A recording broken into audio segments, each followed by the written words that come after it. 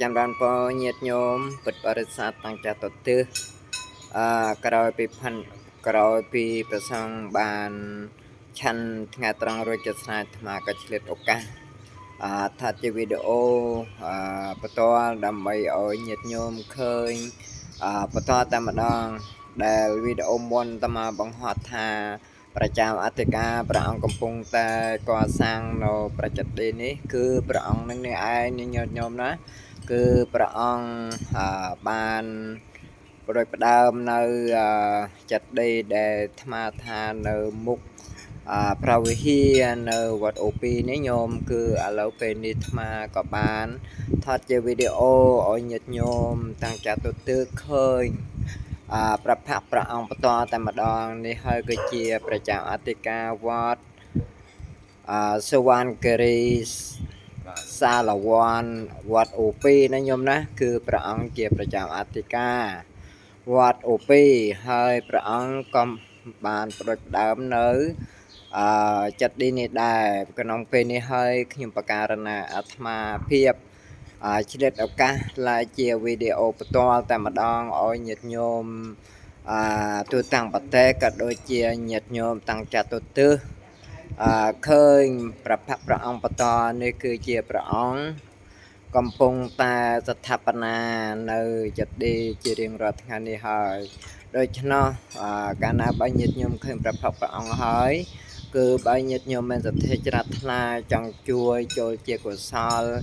រួមការកសាងនៅប្រជតិព្រះអង្គសូមញាតិញោមចូលអញ្ជើញចូលមកក្នុងវត្តអូពីគឺបើសិនជាញាតិញោមនៅឆ្ងាយក្តីចិត្តក៏ដោយ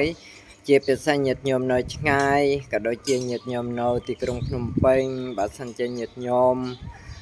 มันច្បាស់លាស់នៅផ្លូវចូលវត្តអូពីដែលចង់ជួបព្រះអង្គផ្ទាល់គឺញាតិញោមមកតែ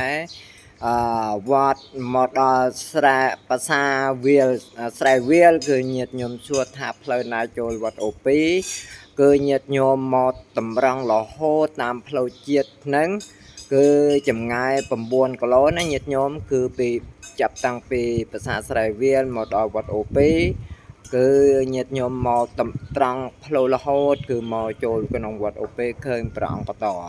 នេះគឺព្រះភ័ក្ត្រព្រះអង្គបន្តគឺព្រះអង្គមានបច្ចុប្បន្ន88ឆ្នាំណាញោមណាគឺព្រះអង្គនៅសុខុមាលភាពគឺបរិបូរណ៍ល្អធម្មតាដូច្នោះព្រះអង្គមានបំណងចង់កសាងនៅប្រជតិនេះជារៀងរាល់ថ្ងៃនេះដូច្នោះប្រជតិរបស់ព្រះអង្គមិនតាន់រួចជាស្រេចនៅឡើយទេនៅទៅតែ